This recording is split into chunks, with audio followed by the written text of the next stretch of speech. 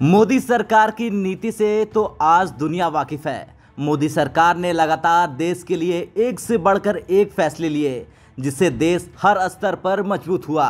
इसी कड़ी में मोदी सरकार ने एक और महत्वपूर्ण फैसला लेते हुए सबको चौंका दिया।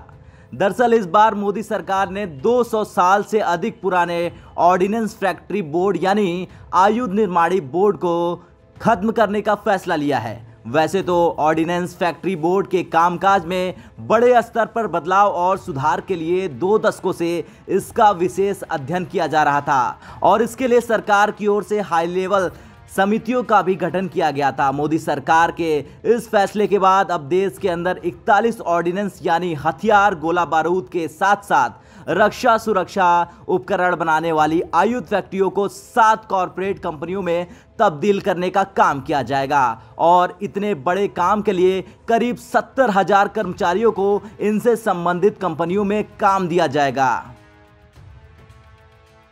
चलिए अब आपको बताते हैं आखिर कैसे इस फैसले को सरकार सफल बनाएगी और कैसे नई कंपनियों में ओएफबी के कर्मचारियों को उनके हिसाब से काम दिया जाएगा।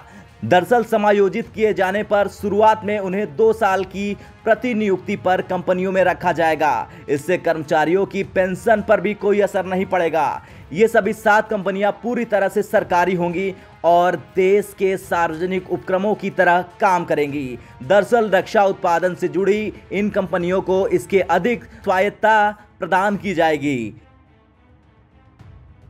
इनकी कार्य क्षमता में सुधार होगा, जवाबदेही बढ़ेगी। इससे ये ज़्यादा प्रतिस्पर्धी बन सकेंगे। इस तरह ये अपने आप को सशस्त्र सेनाओं की रक्षा तैयारियों के मद्देनज़र आत्मनिर्भरता के मुख्य आधार के रूप में स्थापित कर सकेंगी।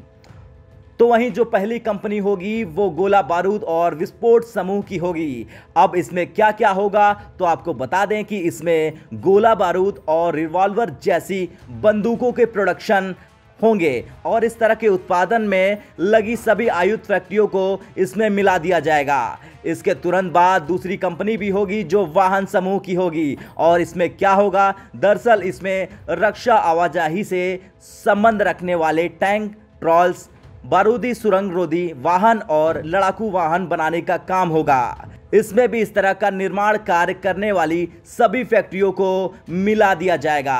तीसरी कंपनी अन्य हथियार और सैन्य उपकरणों को बनाने वाली होगी। इसमें सबसे छोटे, मीडियम और हाई लेवल के हथियार सभी कंपनियों को समाहित किए जाएंगे। चौथी कंपनी सैनिक से जुड़े प्रमुख साजो सामान बनाने की होगी।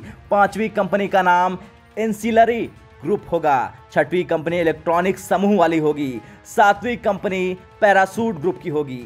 खैर, मोदी सरकार के इस फैसले से भारत को 2 फायदे होंगे। एक तो रक्षा क्षेत्र में उत्पादन क्षेत्र को बढ़ावा मिलेगा और दूसरा भारत की राष्ट्रीय सुरक्षा आवश्यकताएं समय से पूरी हो सकेंगी। ब्यूरो रिपोर्ट, भारत तक।